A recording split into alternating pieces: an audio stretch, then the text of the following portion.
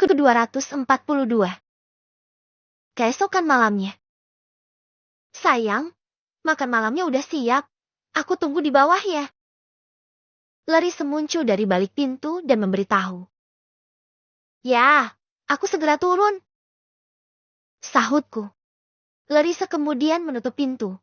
Aku menutup laptop yang aku gunakan untuk bekerja. Aku cukup sibuk malam ini, mengerjakan pekerjaan kantor yang lumayan banyak. Aku keluar dari ruang kerjaku dan keluar kamar, sebelum turun ke lantai 1. Aku terlebih dahulu pergi ke kamar Darren, untuk memeriksa anakku. Memastikan kalau dia tidur nyenyak. Aku menghela nafas lega saat melihat Darren terlelap dengan memeluk bantal gulingnya. Setelah itu, barulah aku turun. Di ruang makan, Adnan, It dan Larissa yang sibuk menata makanan sudah menungguku. Aku duduk dan bergabung bersama mereka. Gak ada Aisyah, rasanya sepi ya. Ucapku. Ya, Ashley tak ada bersama kami kali ini.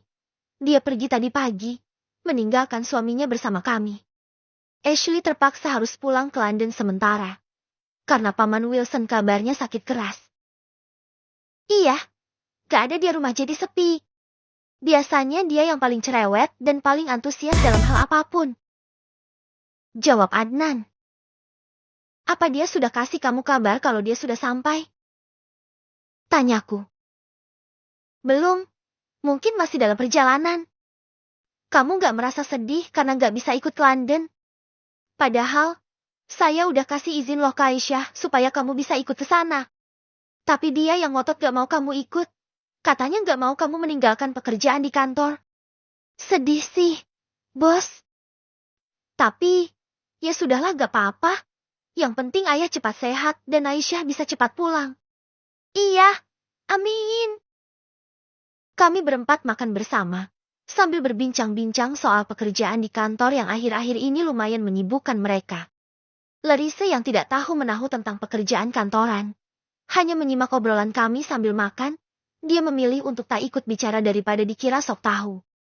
Selesai makan malam, Larissa lebih dulu masuk ke kamar karena sudah ingin berbaring. Perut Larissa sering kram akhir-akhir ini. Dia juga tak dapat duduk terlalu lama. Aku mengantarkan Larissa ke kamar kami dan membaringkannya. Ku selimuti dia hingga ke dadanya. Sayang, aku boleh minta tolong? Ucap Larissa. Minta tolong apa? Sayang, bisa gak? Kamarnya Darren disulap lagi. Aku mengerucutkan kening. Disulap seperti apa? Itu kan baru kita sulap juga jeti kamarnya Darren. Aku mau. Kamar itu disulap menjadi sebuah kamar dengan 2 tema. Maksudnya? Tanyaku tak paham. Gini loh, sebentar lagi kan baby girl akan lahir. Aku mau. Dia nantinya tidur sekamar sama kakaknya. Nah, karena anak kita cewek dan cowok, aku pengen kamar Darren yang sekarang itu diubah menjadi 2 bagian. 1 bagian dengan tema cewek dan 1 bagian lagi dengan tema cowok. Jadi, biar mereka nanti bisa tidur sekamar dan gak akan berebut karena punya bagian masing-masing. Larissa menjelaskan keinginannya. Oh, seperti itu. Oke, aku akan sulap kamarnya dan menjadi kamar dengan 2 tema. Tapi kita kan belum beli apa-apa buat menghias kamar tema cewek. Aku udah pesan semuanya dari online. Nanti paketnya akan datang. Setelah datang, kamu bisa dekorasi kamar untuk baby girl. Iya, aku siap buat dekorasi kamar yang cantik. Demi anak kita yang cantik. Jawabku, sambil mengelus perutnya. Larissa tersenyum. Tangannya membelai kepalaku. Sayang, gimana? Nama bayinya kamu udah dapat belum? Tanya Larissa. Plak. Aku menepuk jidat. Jujur saja aku lupa dengan hal itu. Aku tak pernah memikirkan lagi nama-nama yang bagus untuk calon anak kami. Aku yakin, kamu lupa. Ucap Larissa. Larissa langsung tahu ketika melihat reaksiku. Aku cengengesan, tebakan Larissa memang benar. Aku memang lupa. Ayolah, coba carikan nama yang bagus buat anak kita. Supaya nanti pas dia lahir, kita nggak usah pusing lagi memikirkan nama. Pinta Larissa.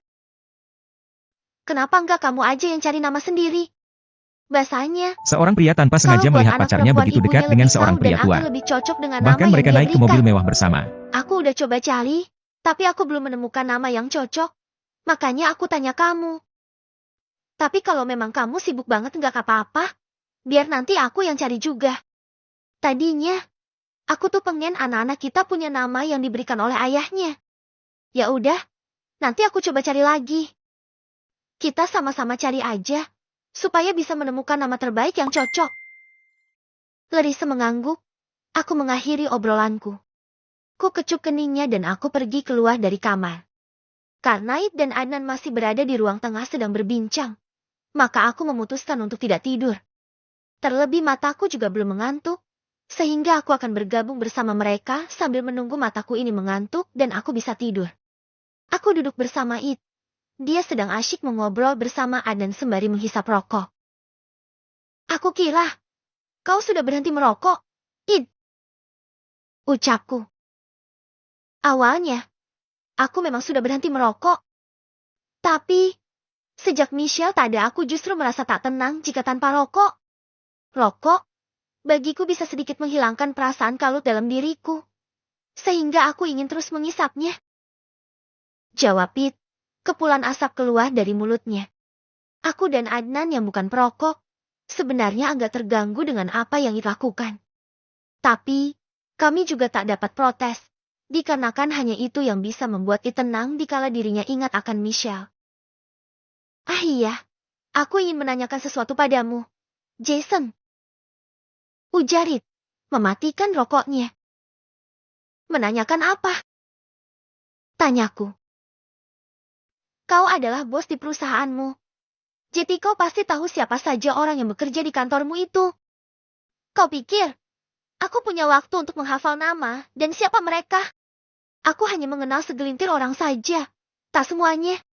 Aku hanya mengenal dekat mereka yang kebetulan bekerja di lantai yang sama denganku.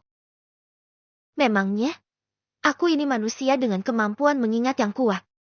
Jangankan untuk mengingat nama-nama karyawan dan staf, aku bahkan lupa nama-nama teman kuliahku dulu. Yang aku kenal, hanya sebagian. Aku sudah tua dan aku pelupa. Memangnya kenapa? Id, kau menanyakan itu pada bos? Adnan bertanya pada Id. Tidak, aku hanya ingin tahu saja. Kau ingin mengenal seseorang di kantor? Gantian aku yang bertanya. Benar, aku ingin kenal dengan seseorang, namun aku terlalu malu untuk bertanya langsung padanya. Siapa? Apakah seorang wanita? Id tersenyum malu dan menganggukkan kepala. Aku dan Adnan saling tatap, sepertinya pemikiran kami sama tentang Id ini. Kapan kau melihatnya dan seperti apa wanita yang ingin kau kenal itu? Aku melihatnya saat pertama kali ikut denganmu ke tempat ibadah kalian. Kau ingat? Saat kalian pergi ke tempat mengambil air wudhu. Aku tinggal sendiri tanpa kalian di tempat ibadah itu, dan saat itulah aku melihatnya. Id bercerita. Mendengar cerita Id, aku langsung paham dan juga ingat momen saat Id terbengung melihat keluar musola saat itu.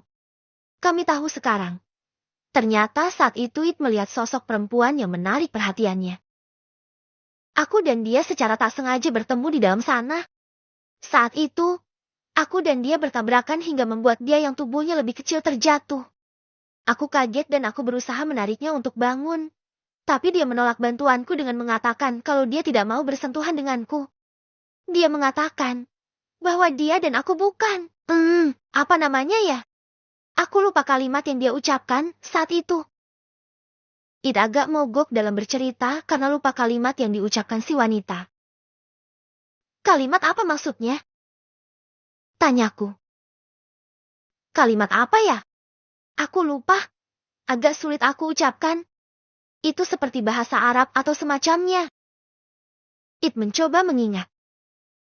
Mah, haram. Gumamnya, seperti mencoba mencari kalimat dari dua kata itu. Mahram. Ucap Adnan. Yes, betul sekali. Itu yang dia ucapkan saat itu. Id tampaknya mendapatkan percerahan dari Adnan, raut wajahnya kembali cerah. Dia mengucapkan kata Seorang itu pria tanpa saat sengaja menolak melihat sentuhan pacarnya dariku. begitu dekat dengan seorang pria Aku tua. tak paham maksudnya. Bahkan mereka naik ke Hingga mobil saat mewah dia bersama. pergi, aku terbengong Dia salah memikirkan mengira arti bahwa kata yang pacar. diucapkannya. Tambah it. Itu artinya, dia tak mau kau sentuh karena kalian tak ada ikatan pernikahan. Wanita muslimah memang seperti itu. Karena ajaran dari agama kami. Meskipun sebagian sudah tak tabu lagi dalam bersentuhan dengan lawan jenis.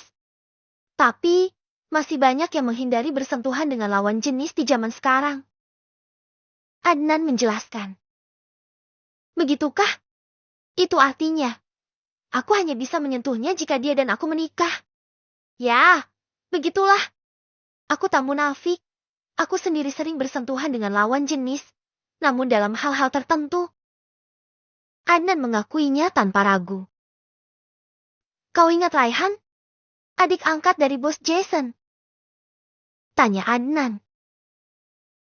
Tentu. Aku sangat mengenal dia. Walaupun dia itu sangat pendiam. Dia adalah salah satu dari kalangan muslim yang taat beragama. Dia sangat menjaga agar tak bersentuhan dengan lawan jenis. Dia hanya mau bersentuhan dengan wanita yang berstatus sebagai istrinya dan adiknya saja. Begitu ya? Aku baru tahu. Aku kira dia sama saja seperti Jason, yang sangat suka bersentuhan dengan lawan jenis. Sindirik padaku. Sialan kau. Memangnya aku ini sama seperti dirimu yang membuat kekasihmu hamil tanpa menikahinya? Setidaknya, walaupun aku agak brengsek dalam agamaku, tapi aku tak pernah menghamili wanita tanpa menikahinya. Aku bahkan tak pernah pacaran. Dasar menyebalkan. Aku kesal sendiri. Hahaha. Tertawa renyah. Lalu, seperti apa wanita yang kau maksud itu? Tanya Adnan lagi. Bagiku, dia sangat cantik. Wajahnya meneduhkan. Dia memilih mata besar yang indah dengan netra warna hitam. Kepalanya ditutup dengan sebuah kain dan berpakaian sangat tertutup. Hingga aku tak dapat melihat bentuk tubuhnya seperti apa. Menggambarkan. Maksudmu, dia berhijab, seperti istri Raihan dan Fandi? Tanyaku. Ya, benar, seperti itu. Dia sama persis penampilannya seperti istri dari dua pria itu. Jeti, yang kau sukai adalah wanita muslimah yang berhijab? Mungkin, aku tak begitu paham. Mengangkat kedua bahunya. Apa kau pernah melihatnya lagi? Tentu, dia berada di lantai ruangan tempatku bekerja. Hanya saja kami terpisah oleh ruangan masing-masing. Aku sering melihatnya, namun kami tak pernah bertegur sapa. Aku terlalu malu. Kira-kira, berapa usianya? Aku tak tahu persis, karena aku juga tak tahu rupa yang sesuai dengan usia wanita Asia. Tapi menurutku, usianya tak jauh dengan Adnan. Masih muda. Ucap Adnan. Ya, dia masih muda. Maka dari itu, aku merasa tak pantas jika mendekatinya. Tentu merasa tak pantas, karena usia kami sudah hampir memasuki kepala 4 atau bahkan sudah. Hahaha. Lalu, bagaimana denganku, yang menikahi gadis SMA usia 17 tahun? Apakah aku juga salah? Cinta itu tidak memandang usia. Aku dan Aisyah pun berbeda jauh dalam usia. Tapi kalau kami saling mencintai, maka perbedaan umur bukanlah halangan. Timpal Adnan. Aku tahu. Hanya saja aku tak biasa berhubungan dengan wanita yang usianya jauh lebih muda dariku. Aku dan Michelle menjalin hubungan beda usia, tapi hanya beda 1 tahun saja. Kalau dengan yang usianya jauh lebih muda, aku belum berani karena aku merasa kalau mereka lebih cocok jadi adikku. Aku dan Aisyah pun sama seperti kakak dan adik, tapi kami saling mencintai. Sudahlah, kalian sebenarnya tak memiliki masalah dengan itu. Akulah yang paling bermasalah. Timpalku merasa sangat bermasalah. Dan Adnan menoleh padaku. Bermasalah apa? Tanya mereka kompak. Jika kalian hanya mencintai seseorang yang usianya hanya berbeda tipis dengan usia kalian. Aku justru menikahi gadis yang usianya 12 tahun lebih muda dariku. Akulah yang lebih bermasalah karena seperti seorang pedophile. Jawabku, sembari menghela nafas berat. Itu benar. Kau memang pedofil karena menikahi gadis usia 17 tahun. Sekarang, usiamu sudah sama denganku dan Larissa masih muda. Kau dan dia tampak seperti ayah dan anak. Gadis ini sudah dekat dengan ayahnya sejak ia masih mengejekku kecil, sesuka hatinya. pada usia 20 tahun. Sialan kau. Kemari kau, brengsek. Aku meraih It yang sejak tadi duduk bersamaku. Aku menyerangnya dengan tinjuan perlahan di perut dan dadanya. It masih saja tertawa terbahak-bahak. Puas sekali sepertinya karena telah mengejekku. Rasakan! Rasakan! Ucapku yang kini ada di atas tubuhnya. Kau sudah tua dan kau seorang pedofil. Hahaha. It lagi-lagi mengejekku. Aku juga semakin giat menyiksanya dengan siksaan persahabatan seperti dahulu saat kami masih muda. Aku dan It selalu seperti ini sejak dulu.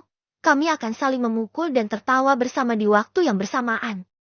Adnan yang menyaksikan kami, hanya tersenyum dan geleng-geleng kepala.